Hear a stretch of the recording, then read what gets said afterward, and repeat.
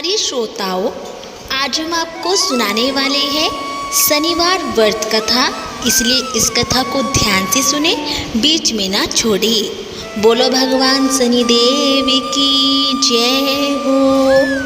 एक समय स्वर्गलोक में सबसे बड़ा ग्रह कौन है, इस प्रश्न पर 9 ग्रहों में वाद विवाद हो गया और विवाद इतना बढ़ा कि परस्पर भयंकर युद्ध की स्थिति बन गई। निर्णय के लिए सभी देवता देवराज इंद्र के पास पहुँचे और बोले कि हे देवराज, आपको निर्णय करना होगा कि हम में से सबसे बड़ा ग्रह कौन है। देवताओं का प्रश्न सुनकर देवराज इंद्र उलझन में पड़ गए और इंद्र महाराज बोले कि मैं इस प्रश्न का उत्तर देने में असमर्थ हूँ। हम सभी पृथ्वी लोक में उज्जैनी नगरी में राजा विक्रमादित्य के पास चलते हैं। देवराज इंद्र सहित सभी ग्रह देवता उज्जैनी नगरी पहुँचे और महल में पहुंचकर जब देवताओं ने उनसे अपना प्रश्न पूछा तो राजा विक्रमादित्य भी कुछ देर के लिए परेशान हो उठे, क्योंकि सभी देवता अपनी अपनी शक्तियों के कारण महान थे।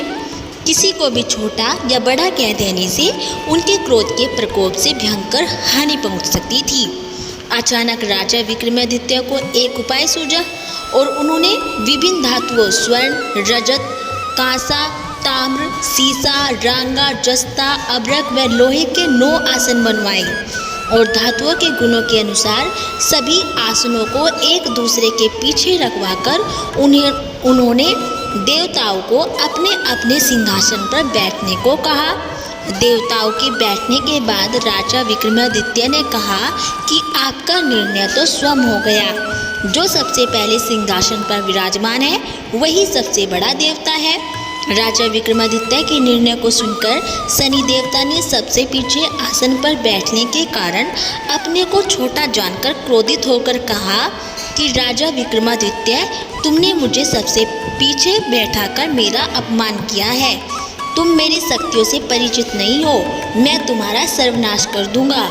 शनि महाराज ने कहा कि सूर्य एक राशि पर 1 महीना, चंद्रमा 2.25 दिन, मंगल 1.5 महीना, बुध और शुक्र 1 महीना, बृहस्पति 13 महीना रहते हैं, लेकिन मैं किसी राशि पर 7.5 वर्ष तक रहता हूँ। बड़े बड़े देवताओं को मैंने अपने प्रकोप से पीड़ित किया है। राम की 7.5 के कारण ही वन में जाकर रहना पड़ा था और रावण को 7.5 के कारण ही युद्ध में मृत्यु का शिकार बनना पड़ा था।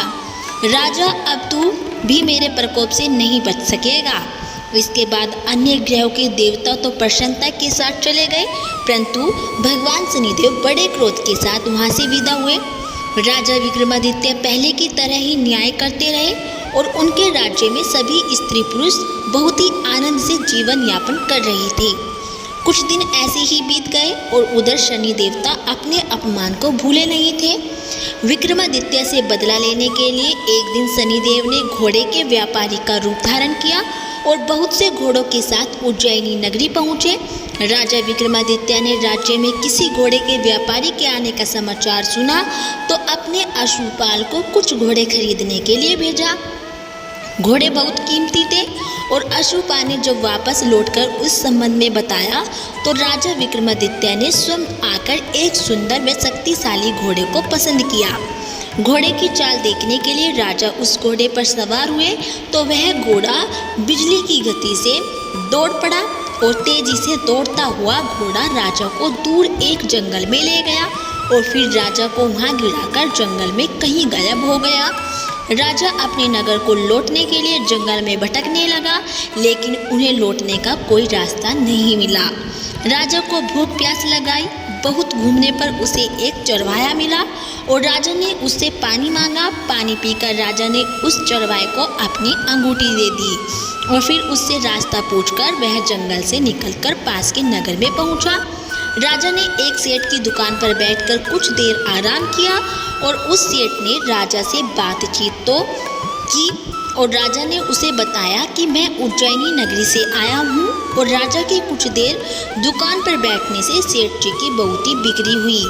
सेठ ने राजा को बहुत भाग्यवान समझा और खुश होकर उसे अपने घर भोजन के लिए ले गया।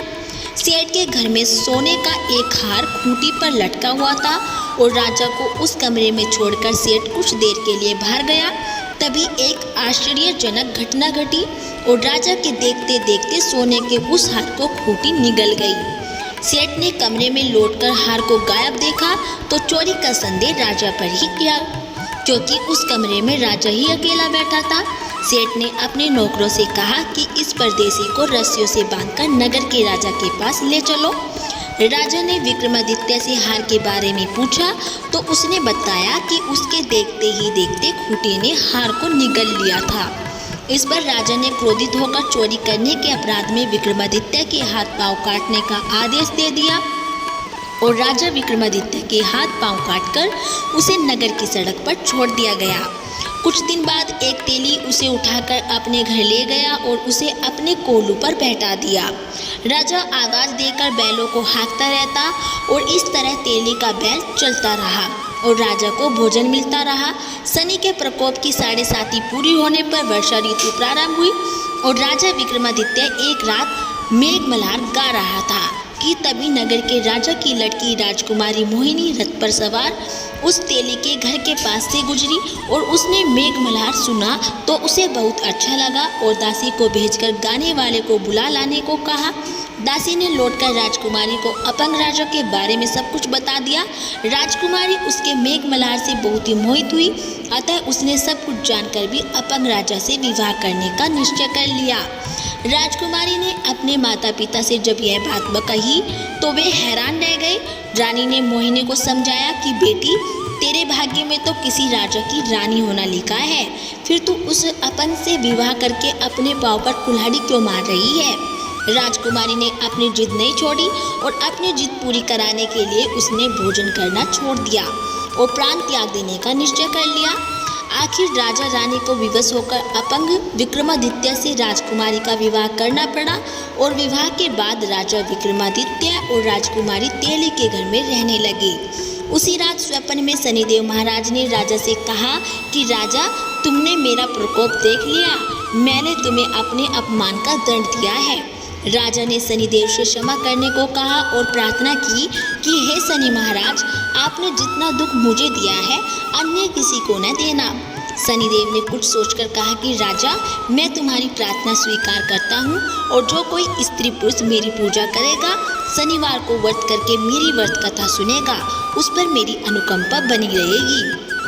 प्रातःकाल राजा विक्रमादित्य की नींद खुली तो अपने हाथ पांव देखकर राजा को बहुत खुशी हुई और उसने मन ही मन शनिदेव को प्रणाम किया और राजकुमारी भी राजा के हाथ पांव देखकर सही सलामत देखकर आश्चर्य में डूब गई। तब राजा विक्रमादित्य ने अपना परिचय देते हुए शनिदेव के प्रकोप की सारी कहानी सुनाई। सेठ को जब इस बात का पता चला तो वह दौड़ता हुआ तेली के घर पहुंचा और राजा के चरणों में गिरकर क्षमा मांगने लगा। राजा ने उसे क्षमा कर दिया क्योंकि यह सब तो शनिदेव महाराज के प्रकोप के कारण ही हुआ था। सेठ राजा को अपने घर ले गया और उसे भोजन कराया। भोजन करते समय वहाँ एक आश्चर्यजनक घटना घटी। सबके देखते देखते उस खूंटी ने हार उगल दिया और सेठ जी ने अपनी बेटी का विवाह भी राजा के साथ कर दिया और बहुत से स्वर्ण आभूषण धन आदि देकर राजा को विदा किया। राजा विक्रमादित्य राजकुमारी मोहिनी और सेठ की बेटी के साथ उज्जैनी नगरी पहुँचे तो नगर वासियों ने हर्ष से उनका स्वागत किया और अगले दिन राजा विक्रमादित्य ने पूरे राज्य में घोषणा कराई कि शनिदेव सब देवों में सर्वश्रेष्ठ है और प्रत्येक स्त्री पुरुष शनिवार को उनका व्रत करे और व्रत कथा अवश्य सुने। राजा विक्रमादित्य की घोषणा से शनि महाराज बहुत ही प्रसन्न हुए और शनिवार का व्रत करने और व्रत कथा सुनने के कारण सभी लोगों की मनोकामनाएं शनिदेव की अनुकंपा से पूरी होने लगी। सभी लोग आनंद पूर्वक रहने लगे। बोलो भगवान शनिदेव की जय हो। तो दोस्तों, ये थी शनिवार व्रत कथा। यदि आपको हमारी ये कथा अच्छी लगी हो तो प्लीज़ हमारी वीडियो को लाइक करें और चैनल को सब्सक्राइब करना ना भूलें।